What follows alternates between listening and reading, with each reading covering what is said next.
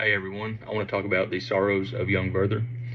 It was written by Johann Wolfgang von Goethe in 1776. Funny enough, this book was written when he was 23 years old. Uh, Myself being 25, that's something you kind of look at and makes you feel a little bit bad, but he's a better man than me. Very talented. Love this book. Uh, Classic piece of romantic literature. So I was introduced to Goethe first just through philosophy, through Faust. Tried to read a little bit of Faust, went right over my head. A little bit too complex for me at right now.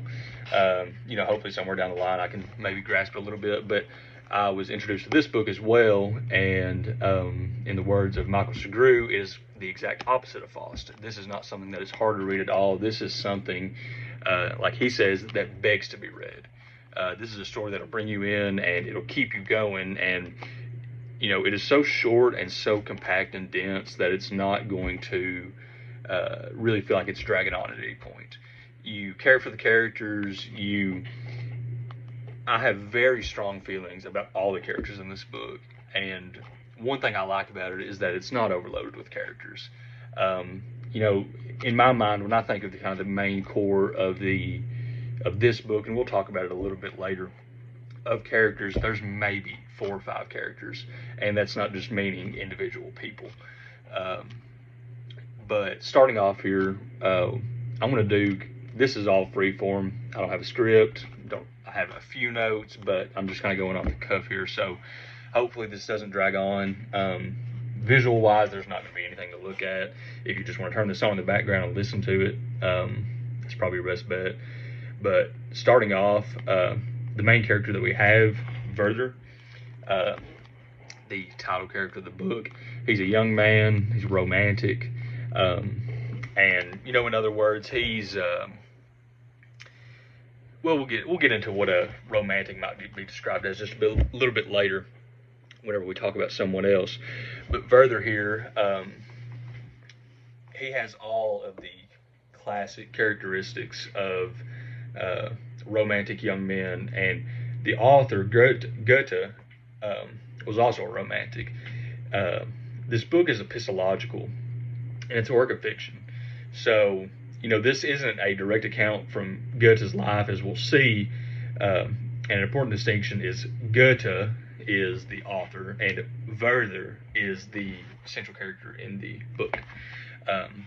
So Goethe, it really does seem like there was some sort of parallel between him and Werther throughout the entire book. Whether these were emotions that he was feeling or maybe something similar that he went through. This is epistological, and I think it is beautifully written, and the perfect choice to do this epistologically.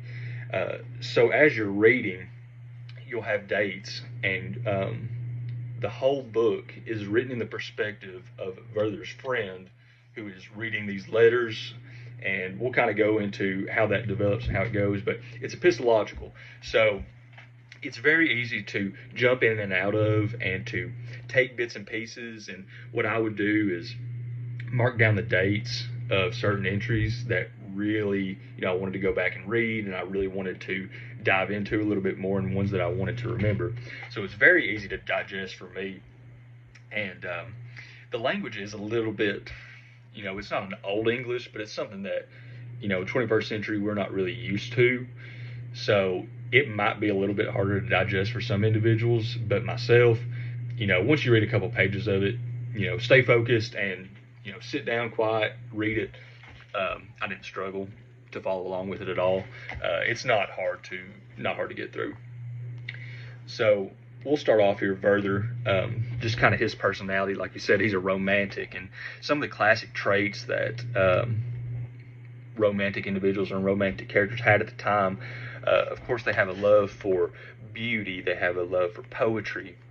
Have a love for children. They kind of see the purity in things, and it's we can really see that with Werther, because one that always sticks out to me is there's a point where Werther's talking about beauty, and his one of his favorite things to do, and some of the most beautiful things that he's seen is whenever he takes his the works of Homer and goes to his favorite spot in the garden and reads his Homer. That is one of Werther's favorite things to do. That's what he loves to do. That's beauty to him, and that's a telltale sign of a romantic individual. So we have Werther, and then there's going to be two individuals that are going to go together, and that is Albert and Charlotte.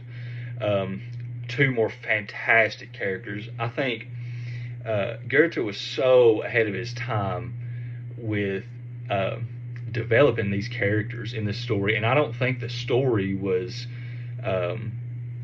his main goal here. I think his main goal was to have sort of a commentary on love, but the characterizations here are incredible, and even some of the characters that you only meet for just a couple of pages just seems like they were just plucked right out of the times.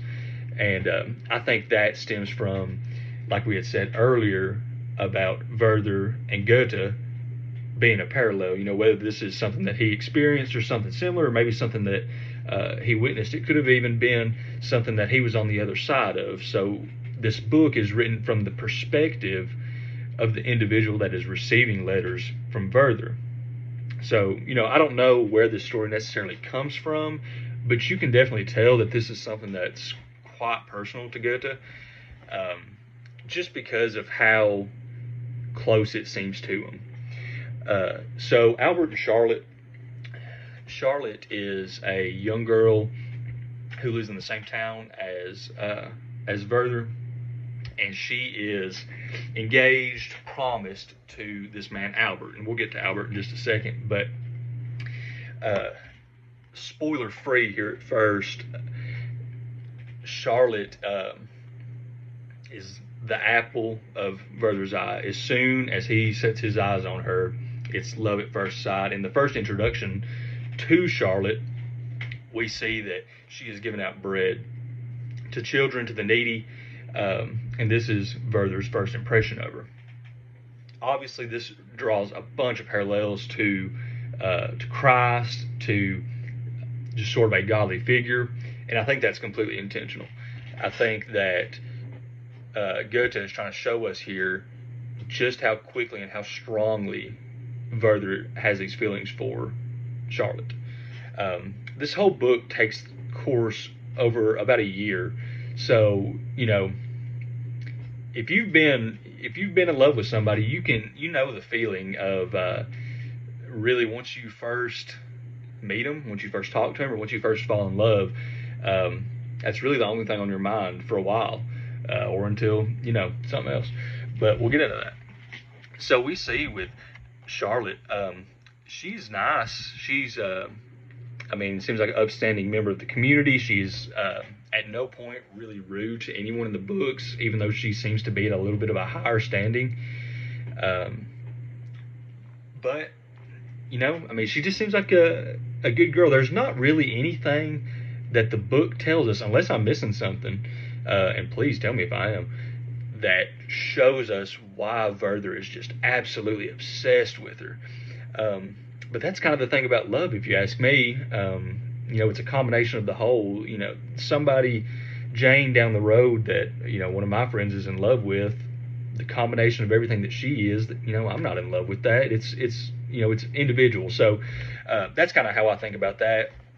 But Albert, on the other hand, her fiance, he is just almost the complete opposite of Werther in every single way. Albert is not a romantic. Albert is a businessman, sort of an aristocrat, and Werther has a extreme distaste for a aristocratic lifestyle and a wealthy lifestyle. He thinks that it's just meaningless, and that like we mentioned before, he goes out and he sees the real beauty, which is reading his Homer in the garden. These rich aristocrats that only do business and go to parties and things, Werther says that they don't know nothing about real beauty. And so I'll be honest here. I don't know if I really would consider myself a romantic, but these are thoughts that I've had a lot. And it gets down to a little bit narcissistic and a little bit, like you're better than everybody. And one thing I love about this book is that Werther has these feelings, and he has the courage to say them, but he is so trapped in his own mind and so out of touch with the reality that he doesn't realize how outlandish these thoughts are. So when he brings these thoughts up to Albert or to other individuals, not even just in this aristocratic society, but just anyone in general, they're like, "Man, you're crazy," and it's true.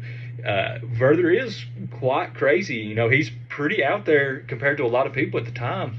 Um, but we see with Albert, he is very stone cold and just straightforward with everything. And Werther doesn't believe that Charlotte is, you know, he doesn't believe that Albert's worthy of Charlotte. He thinks that Charlotte needs a man that is going to see the real beauty and appreciate Charlotte for what she really is. And like I mentioned before, it is so interesting to me.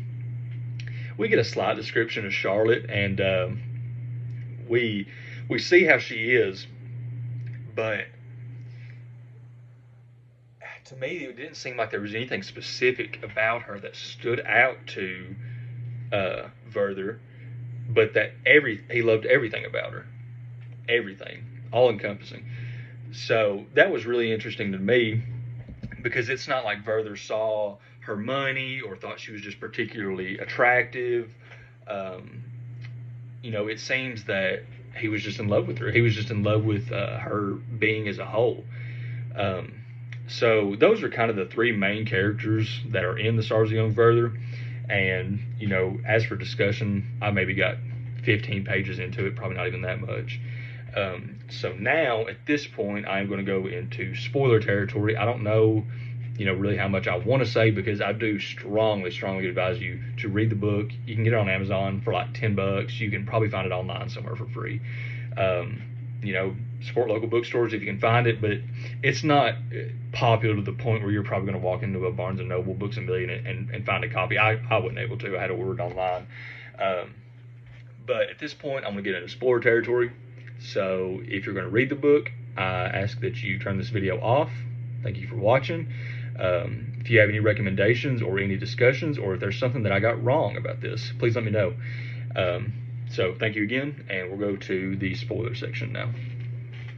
All right, so we're right back at it.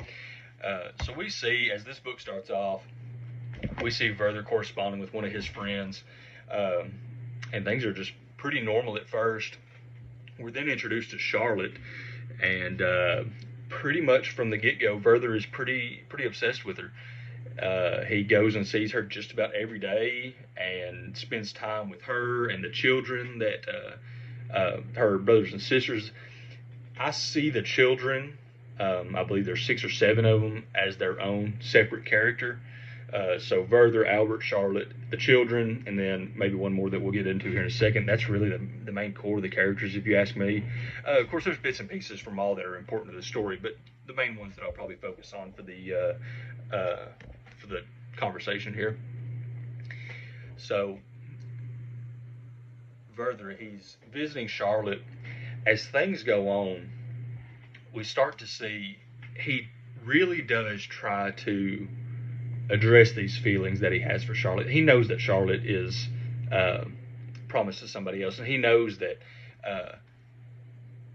all in all, you know, it's a pretty bleak outlook on what he wants. You know, he wants a relationship with Charlotte. He wants to marry her. He wants to be with her for the rest of his life.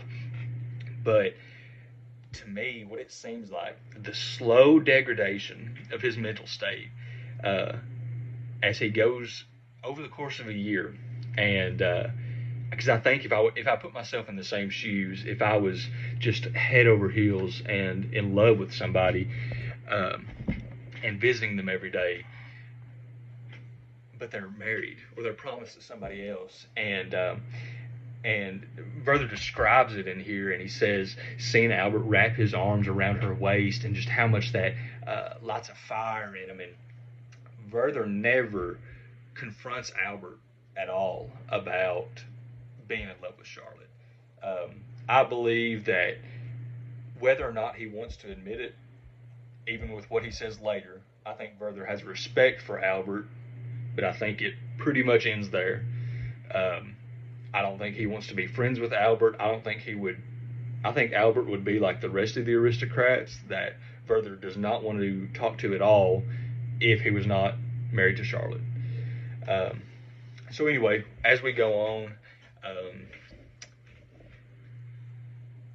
as Werther slowly falls more in love with Charlotte and gets more desperate to spend time with her, for example, uh, he gets a present from Charlotte and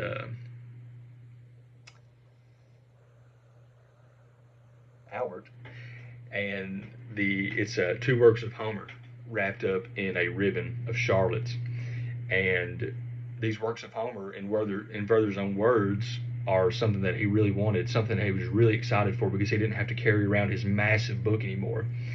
Well, the funny part is this ribbon that's tied around these books, that's Charlotte's, that's the only time that that's ever mentioned again. He doesn't say anything else about these books that he's been wanting, that he got as a present, but this ribbon that was Charlotte's, that he said smelled of Charlotte, uh, that was the most important part of the gift to him. So it we see just this love that he has, and don't get me wrong, this obsession that he has over Charlotte.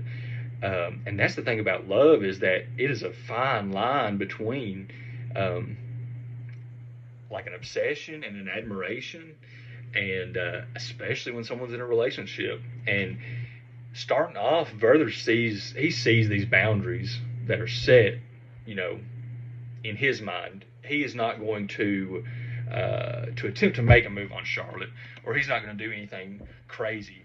Now, Werther's a weird guy and don't really know how to act in some situations.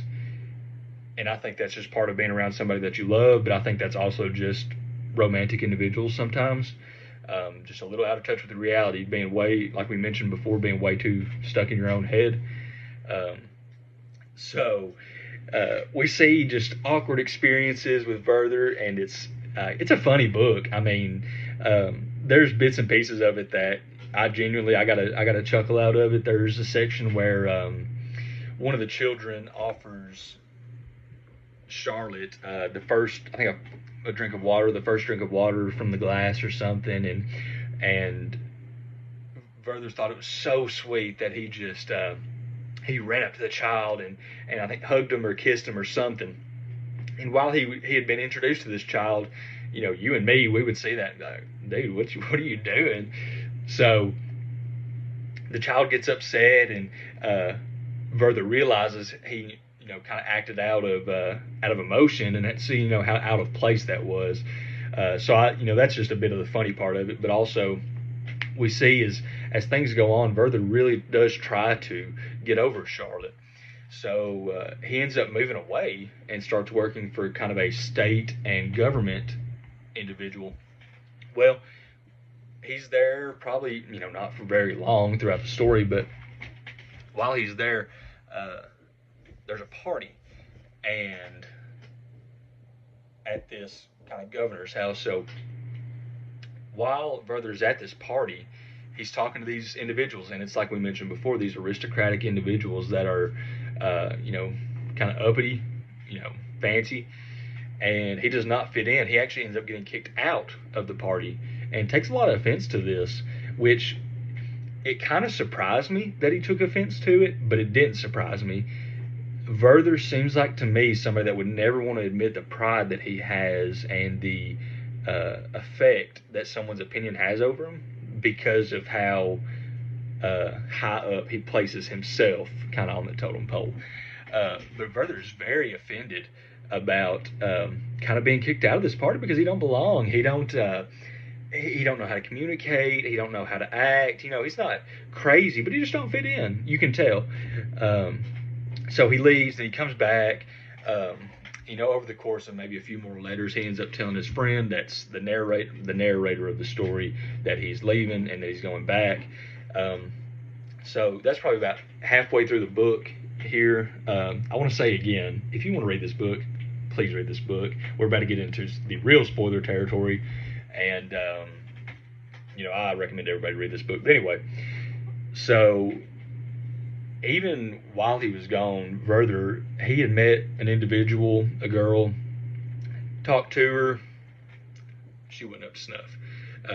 So Werther was attempting to get past this just obsessive love that he had for Charlotte, uh, but it couldn't work. Charlotte was the only thing that he would think about. So he ends up going back, and things are kind of the way they were before. So he's still hanging out with Charlotte. Albert is around most of the time.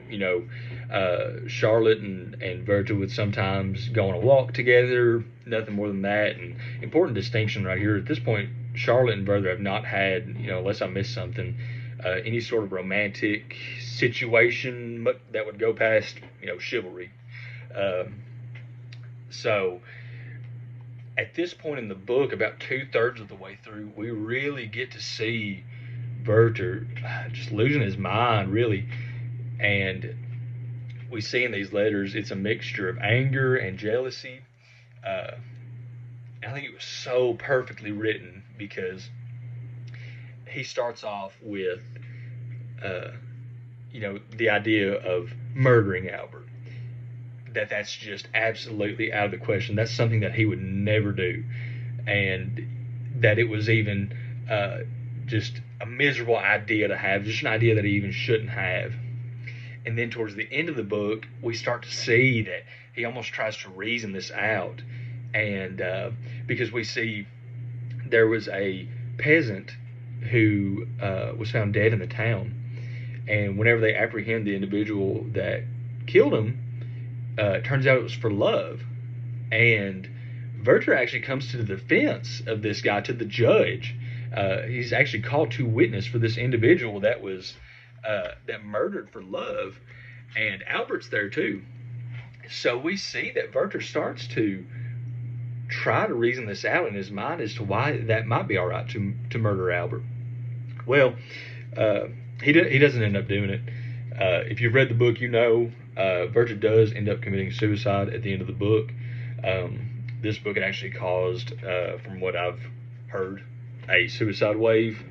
There'd be individuals that would dress up like Werther and would commit suicide. And, I can understand. Nowadays, we're very desensitized to sad stories, to tragedies, to love, really.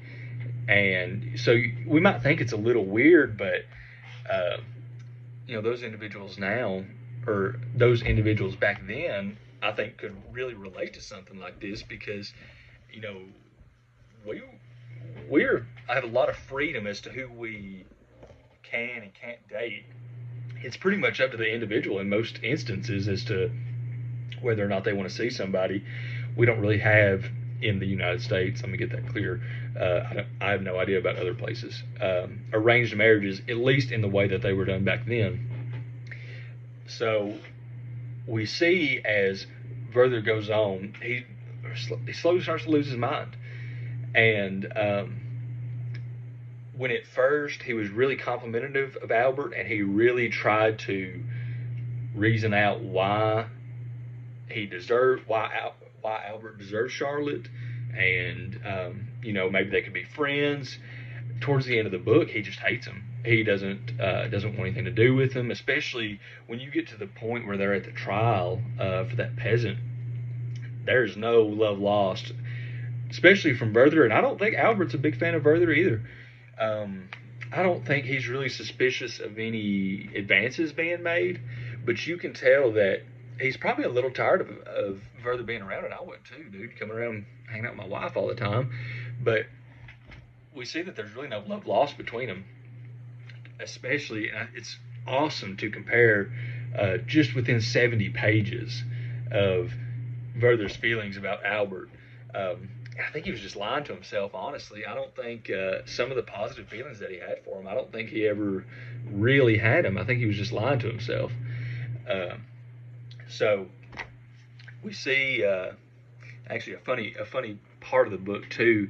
There was an instance where Albert and Werther were discussing some sort of philosophy that's slipping my mind right now. And uh, Werther was actually borrowing Albert's pistols, and he is so bored and fed up with Albert's take on what they're talking about that he takes the pistol and points it at his head like he wants to shoot himself. And that's just another example of Werther acting on, his emotions and just kind of acting in the moment. And of course, Albert's like, "Dude, what's your problem? What are you doing?" And Albert talks about how, and it's a wonderful bit of foreshadowing, talks about how bad the idea of suicide is, and different things. And I really don't want to give too much away. And I did just finish this book today, so a lot of my thoughts I'm still kind of gathering. But I did want to record this, more so just for just kind of help myself. I want to try to do this a little bit more. I want to have my thoughts a little bit more coherent, as I'm reading these things. So, just kind of to conclude, like I said, Werther does end up taking his own life with the pistols that he borrowed from Albert. And another awesome piece of, I guess, I don't know if it'd be symbolism or not, but whenever he had sent a letter, he had sent a servant to request Albert for those pistols. And Albert was preoccupied with some more letters, so he gave it to the servant and told Charlotte to go get the pistols. Well, Charlotte at this point knew pretty well what Werther was going to do. So she is just, metaphorically in pieces and just distraught. And Werther, when he's written a handful of letters to Charlotte, kind of after he has decided to take his own life. He's not sent them, but he's wrote them out. And he tells her, "What comfort." Sorry about that. So we actually see once he asks Albert for those pistols, and Albert tells Charlotte to go get them. Charlotte knows what Werther is about to do. She knows that Werther is about to take his own life, and she's very distraught in this.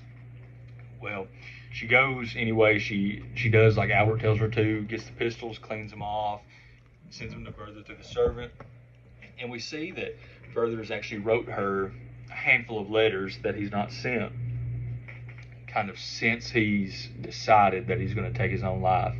And it's not a spur of the moment thing like a lot of the stuff that Werther does.